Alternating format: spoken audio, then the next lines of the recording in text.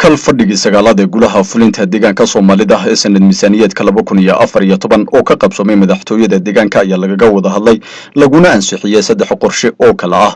warbixinta xaaladda guud iyo tan abaaraha dib u habeynta hay'adaha dawladda ee boqolka maalmood ansixinta miisaaniyadda xafiiska qorsheynta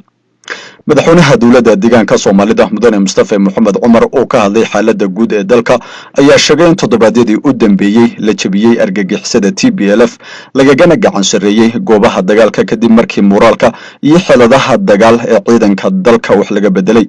dhinaca abaaraha deegaankana walow ay jiraan goobaha qaar ay roobab ka da'een haddana inaan la isdhigan oo la sii xoojiyo gargaarkii la waday gaar ahaan degmooyinka ay ka jirta abaarta sii daran ayuu madaxweynuhu sheegay kal fadhigan ayaa sidoo kale waxa uu madaxweynuhu ku sheegay in xukuumaddu ay ahmiyad weyn siisay xoojinta amniga guud ee deegaanka gaar ahaan kuwa xuduudaha si gaarana loola soconaya dhaqdhaqaaqyada argagixisooyinka TPLF iyo al-shabaab ay ka mid ka yihiin iyadoo aan la hilmaamaynin kor u qaadida ilaha dakhli ee deegaanka